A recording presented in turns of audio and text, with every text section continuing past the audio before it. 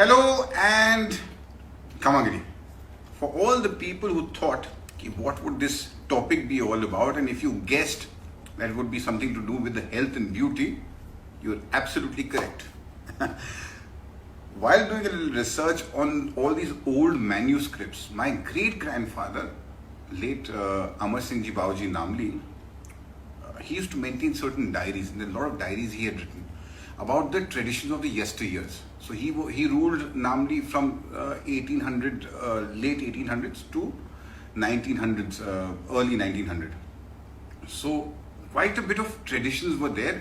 उसी टाइम पे शायद कहीं न कहीं ऐसा हुआ था कि वो हैजा भी आया था. All the historians would agree to that. So हैजा was also quite a lethal disease. Nevertheless, let's not get into too much details there.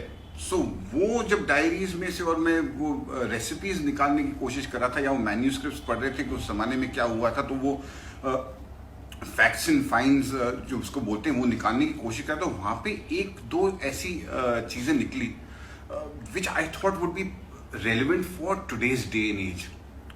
So how they used to treat high fever was they used to wash देसी घी, ये घर पे बना हुआ घी लेते थे और पूनम की रात को चांदनी के ऊपर बैठ के all ladies used to sit.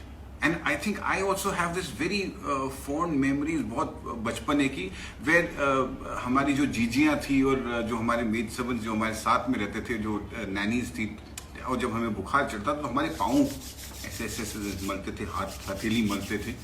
And I never knew what was the reason behind it, but वो जो अंदर बॉडी की गर्मी वो निकालते थे. And they used to what they used to love was धुला हुआ घी. Now there is a Sanskrit name to it which I will mention it later. अभी मेरे दिमाग में आ नहीं रहा है, but there is a Sanskrit name of it. This is somewhere in Charak Samhita also it is mentioned. I'll just tell you what I know. तो वो घी धोने की रेसिपी ऐसी होती थी कि उसको 100 बार धोया जाता था. और उसको धोया इसलिए जाता था क्योंकि ये जैसे अभी गर्मी का टाइम तो इट्स अ बिट डिफिकल्ट, तो इसमें इसको थोड़ा सा फ्रीज कर देना पड़ता है. And take some water and pour it in the ghee. थोड़ा सा ऑयल लेते हैं और ये घर का बना हुआ घी है. If you can see the granules and everything, ये घर का बना हुआ घी है. अब इसको क्या है, ऐसे ऐसे ऐसे ऐसे ये करके और इसको धोया जाता था. और इसको पूनम की रात में चांदनी के नीचे बैठ के और धोया जाता था. And you have to just keep washing the ghee पानी के साथ. और मैंने ये गर्मी का टाइम है तो मैंने क्या किया है, इसको थोड़ा सा ठंडा कर दिया था घी को, ताकि वो वेस्ट नहीं हो. अदरवाइज गर्मी के टाइम पे वो यूजुअली वेस्ट बहुत होता है.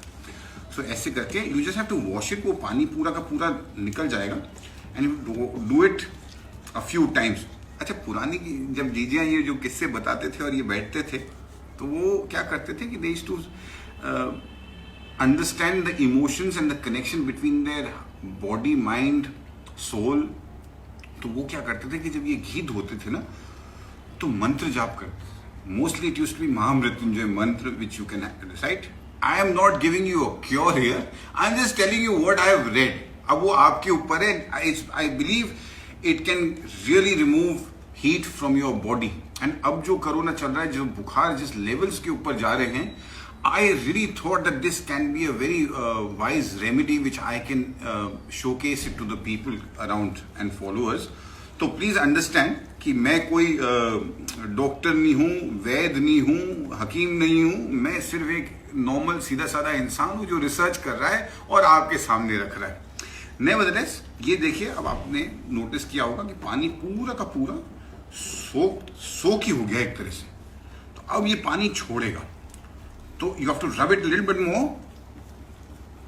जोर से, तो वो एक पेस्ट बन जाता है. इनफैक्ट इसका संस्कृत नाम अगर मुझे मालूम होता तो I would have love to do little research on the Google, पर वो अनफॉर्चुनेटली मुझे मालूम नहीं है कि घी धोने का संस्कृत नाम या पुराना नाम क्या है. तो आपने देखा इसका घी की कंसिस्टेंसी कितनी खूबसूरत हो गई है. Now keep adding water. ऐसे करके इसको करीब करीब 100 बार, 101 बार बोलते थे, बिकॉज मंत्र जाप का टाइम जो होता था, तो जब जब डालो वो मंत्र जाप करो और थोड़ा पानी डालो एंड धोते जाओ. ऐसे मंत्र कर करके बिकॉज वो मंत्र का अक्स भी इसके अंदर जाता है, ऐसा कहते हैं. And I am a firm believer of this old traditional history of Indian culture. मैं बहुत रिस्पेक्ट करता हूँ और मैं इसमें मानता हूँ. तो for the people who believe in it, उनके लिए बता रहा हूँ. तो ऐसे करते जाइए and you will be able to wash the ghee. This becomes very powerful एक source of removing heat from your body. जिनके बहुत तेज बुखार हो रहा है, जिनको बहुत वो है, प्लीज डू इट. ट्राई करने में कोई फर्क है, कोई साइड इफेक्ट्स तो मुझे दिख नहीं रहे, बाकी आपकी मर्जी है. सो ऐसी रेमेडीज मैं लेके आते जाऊंगा. और अब ये देखिए, जो एक्सेस पानी है ना, उसको आप निकालते जाइए इस तरह से.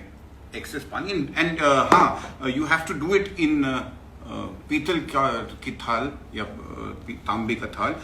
You can not use steel and all that because it is not mentioned anything. जो एग्जैक्ट मेंशन्ड है वैसा मैं आपको बता रहा हूँ. तो अगर वो आप देखोगे इसको, तो इसकी कंसिस्टेंसी देखोगे और इसको देखोगे तो इट बिकम्स लाइक लोशन. एक कोई कोल्ड क्रीम तरह का बन गया वो. Also it is said that it is also जिसको स्किन इरिटेशन होते हैं, उनके लिए घी बहुत कारगर होता है. So keep washing it and keep enjoying and keep trying it. ऐसी मैं काफी सारी चीजें आपके लिए लेके आने वाला हूं, स्पेशली फॉर द कोरोना के टाइम पे. What can be useful to all you happy people. As one of my very dear friend Rashid Bhai says, I think this is the time when we can acknowledge each other and thank each other for all the goodness that they are spreading around. So on that happy note, adios amigos.